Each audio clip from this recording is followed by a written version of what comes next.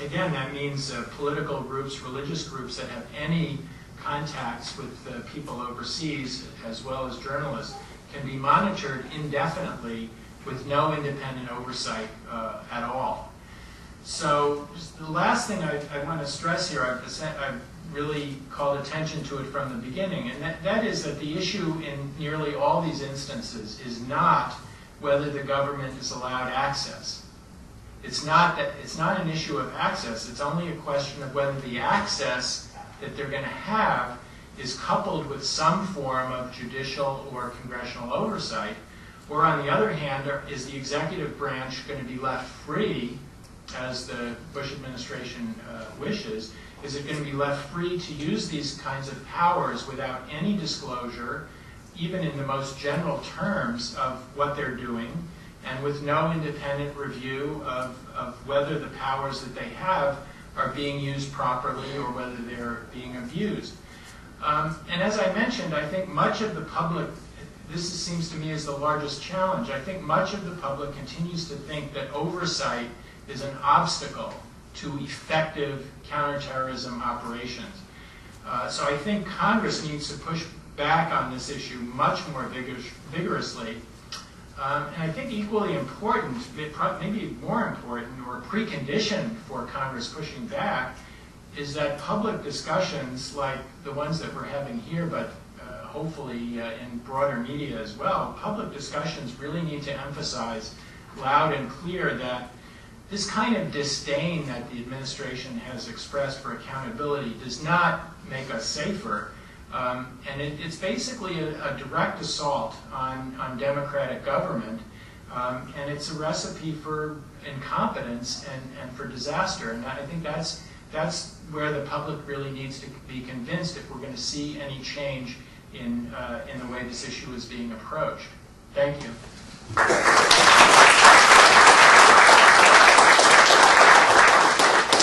We went a bit long, so I'm going to resist the urge to ask my own questions and throw it up to the floor if anybody has any questions.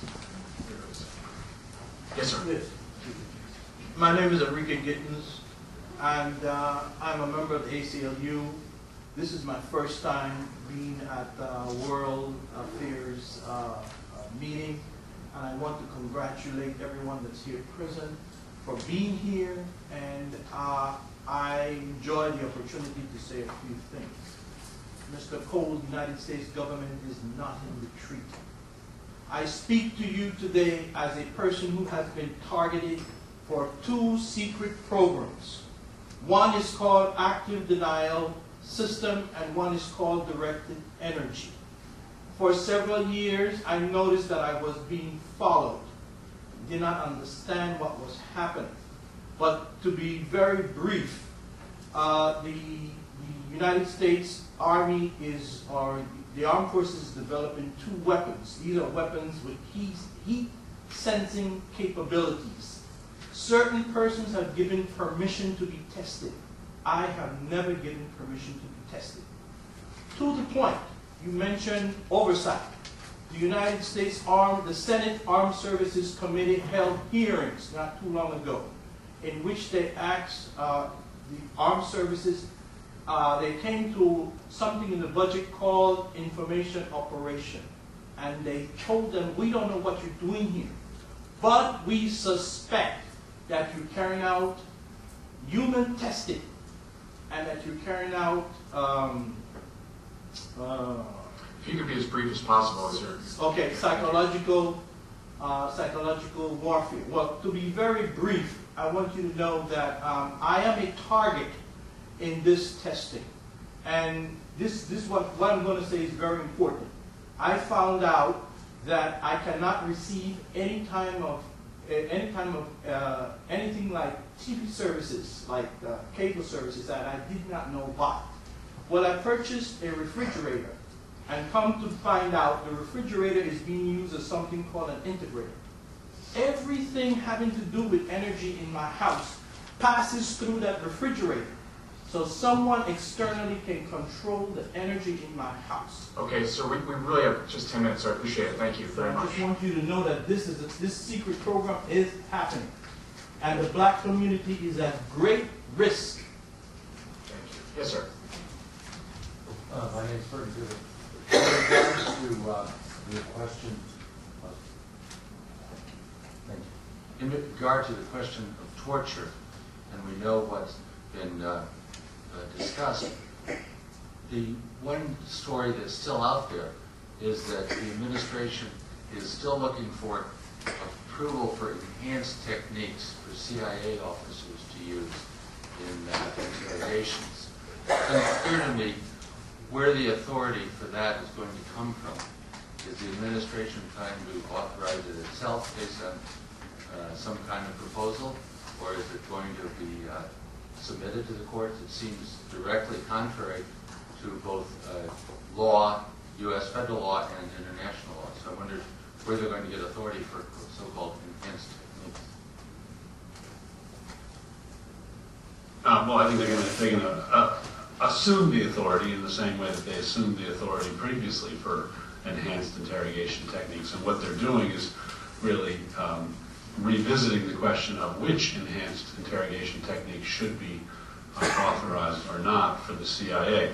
The Army revisited this question as well and ultimately published the Army Field Manual, in which it prohibited all enhanced interrogation techniques. And the day they issued it, they were asked, why are you doing that? I mean, what if there's a ticking time bomb? And they said, you know, every plot that we have foiled through good intelligence gathering and through lawful, non-coercive interrogation, not through coercive interrogation. We don't need this tool. But so that's the Army's view, but the CIA seems to take a different view, and the reports are simply that they are backing off some of the more extreme enhanced interrogation techniques like waterboarding, which were authorized previously, but they're still going to authorize them. And you know, their view is they interpret the prohibitions on inflicting cruel and inhuman treatment in ways that permit them to inflict cruel and inhuman treatment, in the same way that John Yoo interpreted the torture prohibition to permit the CIA to torture people. It's very, you know, Orwellian.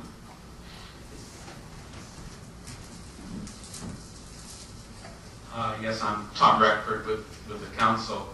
About a year after 9/11, Alan Dershowitz came before the World Affairs Council and gave a very interesting and in many ways disturbing speech. He argued in favor of torture warrants, giving a court, probably the FISA court, the ability in extreme cases to issue a warrant permitting the use of torture to prevent a terrible event. Would any of you like to address the good Mr. Dershowitz?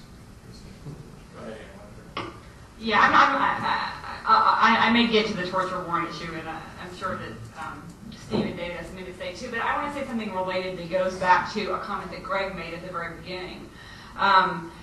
And it has to do with the current state of the discourse on the torture issue. And this is part of it, of course. It started with Alan Dershowitz, but it's gone way downhill since then with the Jack Bauer hypothetical. And in fact, I was on a panel at Loyola recently with a professor who claimed to be a progressive professor who'd written a whole, law review article, or maybe even a book, I can't recall, in which he, played out this ticking time bomb hypothetical and ultimately concluded as a progressive that in that situation he not only thought that torture was legal under international and domestic law, but also morally required. And it was one of the more disturbing presentations I've ever seen, frankly. And my primary reaction, and this is the point that I want to make here, is what has happened that we're having a debate about hypotheticals instead of about what's really happening with respect to torture policy in this country. And in fact, I think if you were to poll, I don't know if this work has been done, but if you were to poll your average American